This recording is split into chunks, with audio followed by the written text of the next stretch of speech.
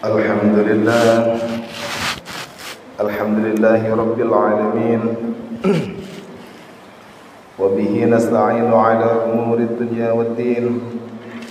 Wassalatu wassalamu ala asyrafil anbiya'i wal mursalin, sayyidina wa nabiyyina Muhammadin sallallahu alaihi wasallam wa ala alihi wa ashabihi wa tabi'ina wa man tabi'ahum bi ihsanin ila yaumiddin. أشهد أن لا إله إلا الله وحده لا شريك له الملك الحق المبين وأشهد أن سيدنا ونبينا ومولانا محمدا عبده ورسوله صادق الوعد الأمين.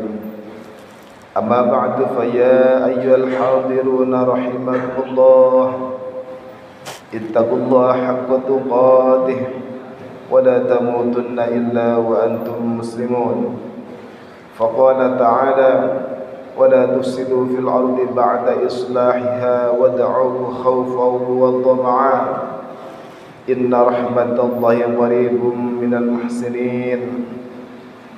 Hadirin ma'asyiral muslimin jamaah salat Jumat rahimakumullah. Pada kesempatan yang penuh khidmat ini, di majelis yang insyaallah penuh dengan limpahan barakah ini, usikum wa nafsiya bi taqwallah.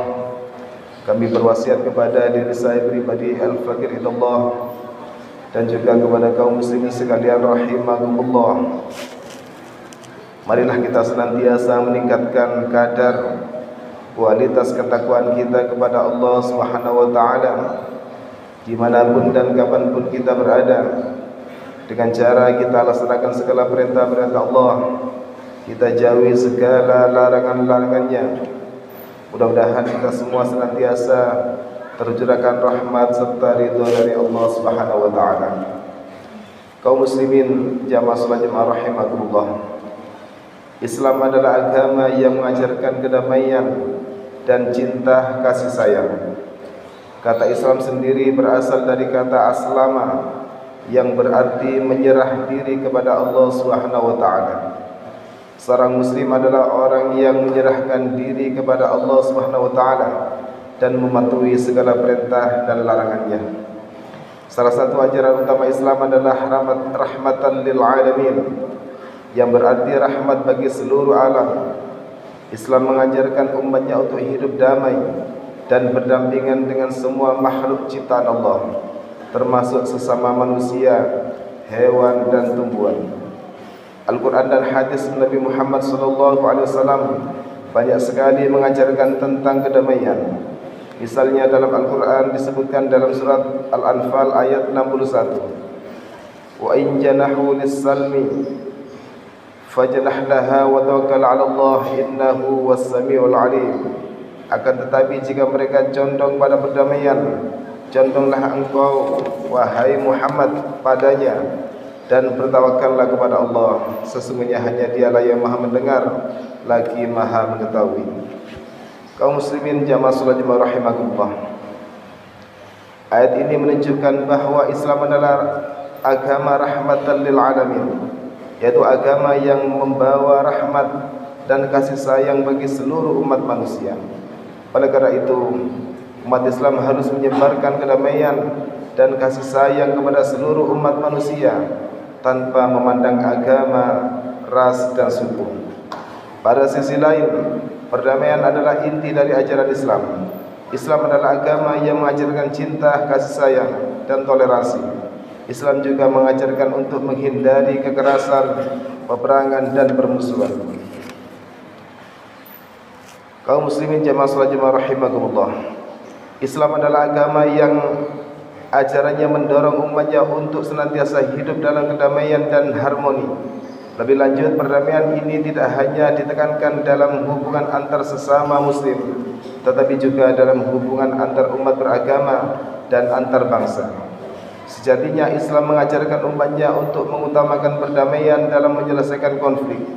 Jika terjadi konflik, umat Islam dianjurkan untuk berusaha menyelesaikannya secara damai melalui dialog dan negosiasi. Kekerasan hanya boleh dilakukan sebagai upaya terakhir ketika semua upaya damai telah gagal. Lebih jauh, Islam juga mengajarkan umatnya untuk menghormati hak asasi manusia, termasuk hak orang-orang yang berbeda agama atau keyakinan. Umat Islam dianjurkan untuk hidup berdampingan secara damai dengan orang-orang dari agama atau keyakinan lain. Sementara itu dalam surat Al-Maidah ayat 32 dijelaskan bahwa Allah mengutuk keras tindakan kekerasan dengan ancaman neraka jahanam. Misalnya perbuatan menghilangkan nyawa orang dengan kekerasan dalam Islam tergolong dalam dosa besar yang akan diancam dengan neraka jahanam. Pasalnya, pembunuhan merupakan pelanggaran terhadap hak asasi manusia yang paling fundamental, yaitu hak untuk hidup. Allah Subhanahu wa taala menciptakan manusia dengan sebaik-baik bentuk dan memberikannya berbagai macam nikmat, termasuk hak untuk hidup. Oleh karena itu, membunuh manusia adalah perbuatan yang tidak menghargai ciptaan Allah dan melanggar hak asasi manusia. Dalam ayat tersebut juga menjelaskan bahawa memelihara kehidupan manusia adalah perbuatan yang mulia dan akan mendapatkan pahala yang besar. Hal ini karena memelihara kehidupan manusia berarti menjaga ciptaan Allah dan menghargai hak asasi manusia. Allah Subhanahu wa taala berfirman, "Man qatala nafsan bighairi nafsin aw fasadin fil ardi faka'annama qatala an-nasa jami'an wa man ahyaha faka'annama ahyan nasa jami'an." Pada siapa membunuh seorang bukan karena orang itu membunuh orang lain atau bukan karena berbuat kerusakan di bumi, maka seakan-akan dia telah membunuh semua manusia. Pada siapa memelihara kehidupan seorang manusia, maka seakan-akan dia telah memelihara kehidupan semua manusia. Dalam konteks kehidupan modern, ayat tersebut dapat menjadi pedoman bagi kita untuk menghindari segala bentuk kekerasan, baik kekerasan fisik maupun kekerasan verbal. Kita harus senantiasa menjaga kehidupan manusia dan menghargai hak asasi manusia. Kita juga harus menjauhi segala hal yang dapat menimbulkan konflik dan kekerasan. Ma'asyiral muslimin jamaah salat Jumat rahimakumullah. Terakhir, perang bukanlah tujuan utama dari dakwah Nabi Muhammad SAW. Dakwah Islam lebih diutamakan untuk dilakukan dengan cara damai, dengan mengedepankan argumen dan dalil-dalil agama Islam. Jika orang-orang non-muslim dapat mendapatkan hidayah dan mau mengucapkan dua kalimat syahadah tanpa peperangan, maka itulah yang lebih baik daripada jihad atau perang. Dengan kata lain, perang hanya dilakukan jika terpaksa, misalnya untuk mempertahankan diri dari serangan orang-orang non-muslim. Namun jika memungkinkan, dakwah Islam hendaknya dilakukan dengan cara yang damai dan persuasif. Hasil dari dakwah damai yang dilakukan oleh Nabi Muhammad SAW adalah banyak orang yang masuk Islam tanpa peperangan. Misalnya penduduk Madinah masuk Islam secara damai setelah Nabi Muhammad SAW berhijrah ke kota tersebut.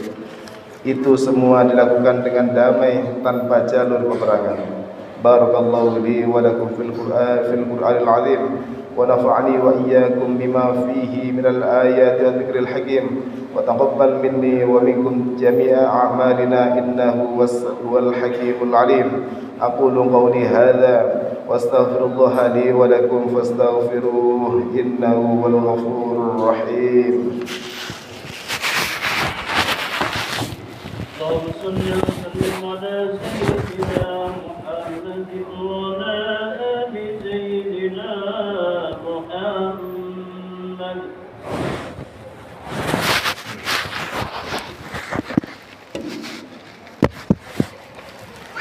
الحمد لله حمدا كما أمر. أشهد أن لا إله إلا الله وحده لا شريك له وأشهد أن سيدنا ومولانا محمدا عبده ورسوله وحبيبه وخليله. اللهم صل وسلم على سيدنا محمد وعلى آله وأصحابه ومن كان لهم من التابعين صلاة دائمة بنوام السماوات والأرضين. أما بعد فيا أيها الحاضرون رحمكم الله، اتقوا الله حق تقاته وذروا الفواحش ما ظهر منها وما بطن وحافظوا على الطاعة واعلموا أن الله أمركم بأمر بدأ فيه بنفسه وثنى بالملائكة المسبحة بقدسه فقال تعالى: إن الله وملائكته يصلون على النبي يا أيها الذين آمنوا صلوا عليه وسلموا تسليما اللهم صل على سيدنا محمد وعلى آل سيدنا محمد كما صليت على سيدنا إبراهيم وعلى آل سيدنا إبراهيم وبارك على سيدنا محمد وعلى آل سيدنا محمد كما باركت على سيدنا إبراهيم وعلى آل سيدنا إبراهيم في العالمين إنك حميد مجيد اللهم اغفر للمسلمين والمسلمات